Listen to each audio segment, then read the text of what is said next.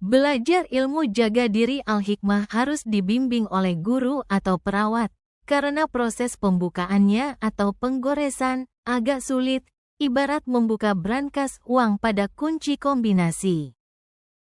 Sang gurulah atau perawat lewat izin Allah, mencari kunci kombinasi tersebut.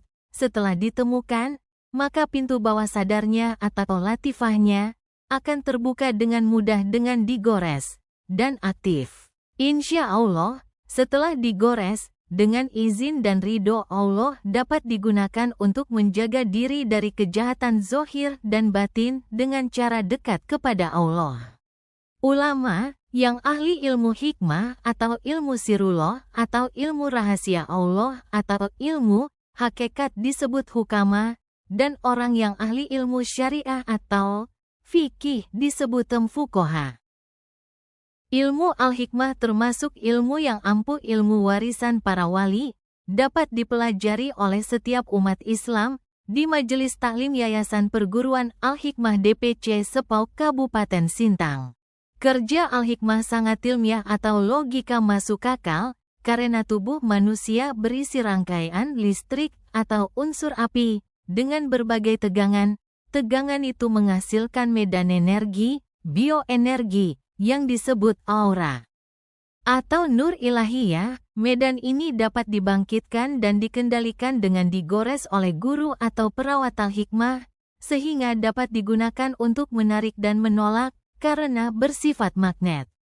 Jika seseorang yang beraliran negatif hendak menyerang kita, maka daya tolak secara otomatis akan bangkit, hingga membuat orang yang berniat jahat terpental tanpa disentuh.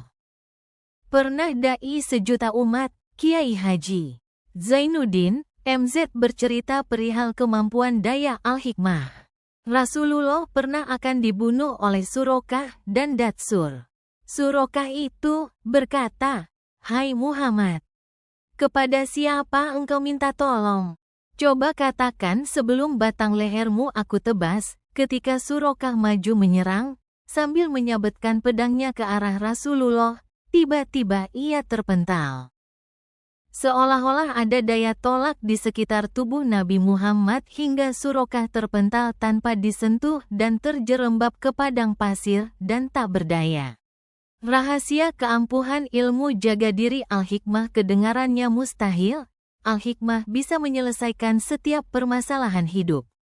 Namun jika kita pelajari lebih dalam, bukan saja kagum tapi akan semakin yakin, di balik kekuatan ilmu jaga diri Al-Hikmah ada zat yang serba maha, yaitu Allah.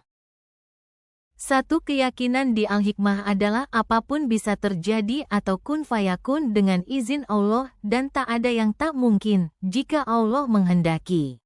Keselamatan, kerejekian, kesehatan, pangkat, kejayaan karir, kebahagiaan dan kesuksesan hidup dunia akhirat, insya Allah lewat ilmu jaga diri Al-Hikmah ini cepat terkabul. Sejarah berdirinya Al-Hikmah Kalimantan Barat. Pendiri dan guru besar Al-Hikmah Kalimantan Barat adalah Abah Kiai Haji Bastaman BSC bin Haji Abdul Muiz bin Yakub.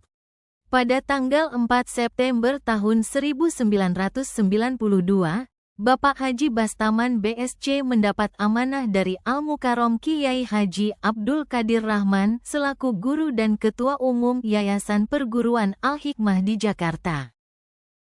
Mengangkat dan sekaligus menunjuk Abah Haji Bastaman, BSC, menjadi perawat dan ketua organisasi Yayasan Perguruan Al-Hikmah untuk wilayah Kalimantan Barat dengan SK nomor 09 YPAPL KLB IX 1992, yang saat pengesahan itu dihadiri oleh guru beliau Ustaz Urip Masito, badan pendiri, pengurus dan penasehat Yayasan Perguruan Al-Hikmah serta Ikhwan Al-Hikmah Kalimantan Barat. Alhamdulillah berkah perjuangan syiar dan dakwah Abah Kiai Haji Bastaman, Al-Hikmah tersebar ke berbagai kota dan kabupaten di wilayah Kalimantan Barat mulai dari Singkawang, Sambas, Mempawah, Pinyu, Anjungan, Kota Madya Pontianak, Kuburaya, Mandor Balai Karangan Beduai Sintang, bahkan sampai ke Malaysia dengan jumlah ikhwan mencapai ribuan. Ulama pendiri dan penyebar Al-Hikmah Kalimantan Barat sampai ke Malaysia adalah Abah Guru Kiai Haji Bastaman BSC bin Haji Abdul Muiz bin Yakub. Lahir Mempawah tanggal 3 November tahun 1957, pensiun ASN Januari tahun 2014, wafat tanggal 6 Juni tahun 2023 jam 18.30. Sejarah berdirinya Yayasan Perguruan Al-Hikmah pada awal Juli tahun 1984 Kiai Haji Muhammad Syaki Abdus Syukur selaku pimpinan Perguruan Al-Hikmah dan Guru Besar Ilmu Al-Hikmah mengundang Ustaz Haji Abdur Kadir Rahman, Ustaz Haji Warlan, Ustaz Panji Sempena dan Saudara Sumarlianto SH serta Ustaz Haji M. Kamat Els untuk bermusyawarah bersama di Cisoka, Banten. Dalam musyawarah dirumuskan beberapa pemikiran diantaranya, 1. Misi dakwah perguruan Al-Hikmah harus dikembangkan terus ke berbagai pelosok tanah air, oleh perawat dan pembina masing-masing. 2. Usaha dan kegiatan para perawat di daerah perlu diorganisir oleh organisasi yang berbadan hukum agar tidak dianggap organisasi liar sebab guru besar akan menginstruksikan seluruh anggota dan perawat. Pembina perguruan Al-Hikmah keluar, mengundurkan diri dari Yayasan Al-Hikmah. 3. Dengan adanya wadah organisasi yang berbadan hukum terbitlah anggaran dasar dan anggaran rumah tangga yang dapat menjalin hubungan baik sesama anggota dan para perawat pembina dalam menjalankan tugas dan kewajiban dakwah sosial keagamaan melalui ilmu jaga diri Al-Hikmah.